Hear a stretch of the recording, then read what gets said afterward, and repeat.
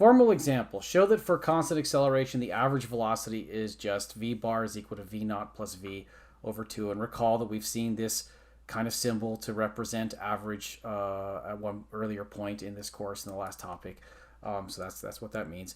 But this is a formal example, so we can just kind of put up the answer here, and then I'm going to say a few words about it. So it starts out by listing the first two kinematic formulas, and then it says, well, the second one implies that acceleration is equal to this, which is just final velocity minus initial velocity divided by time.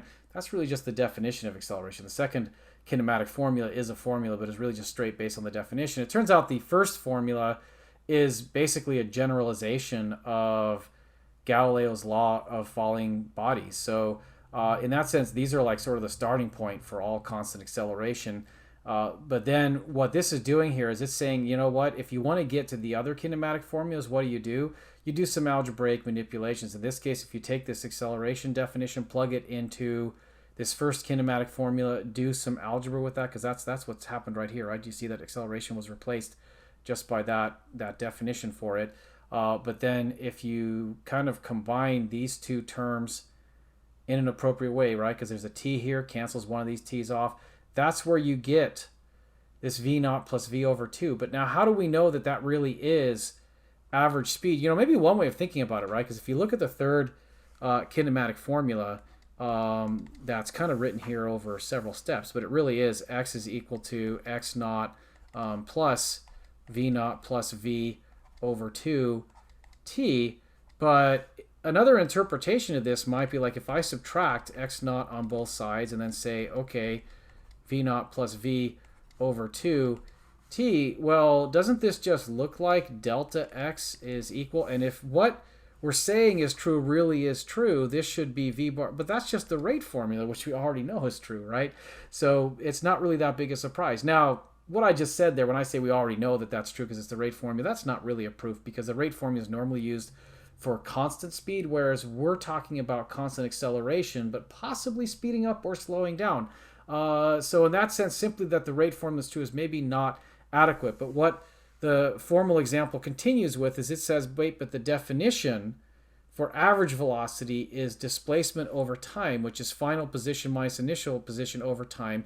And now if we plug in that third kinematic formula, so I don't know, how would that work if we did that? So maybe if I'm looking at this one up here, so let's see, actually we're talking about v bar, right, is equal to x minus x naught. Since I don't think I showed too many of the steps for this here, but the way that this might look is, again, I'm plugging in for x here, x naught plus this v naught plus v over 2t, and then there was still the minus x naught there, so those two could actually cancel. Maybe I'm jumping the gun by doing that because it's all still supposed to be over a t, but I've gone ahead and already canceled those.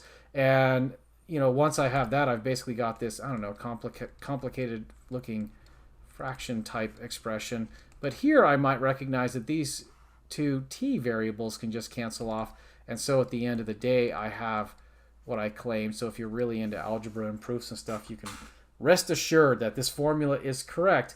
But having kind of tied all this back to the beginning of constant acceleration, it's worth remembering this formula is correct, but only for constant acceleration. What's also really cool about it, let's say as a simple example, I'm just going to do it in this corner over here. Let's say that I had some motion process where an object is speeding up, and it initially had a speed of 3 meters per second, and then it had a final speed of 5 meters per second. And somebody asked me, what's the average speed? And it turns out if you were in like an advanced math class, that could get really, really complicated to ask those kinds of questions. But if somebody had instead said, hey, I've got the number of 3 and 5. What's the average of those two numbers? Everybody knows it's 4, right? And how do you do that? 3 plus 5 divided by 2, right? 3 plus 5 is 8, divided by 2 is 4. That's what this formula is saying as well. So for that example, v bar is just 3 meters per second plus 5 meters per second all over 2. Simple arithmetic mean is what we're talking about. And so the cool thing for physics is if you know how to do simple arithmetic means, it means you know how to very simply find average speed provided that acceleration is constant.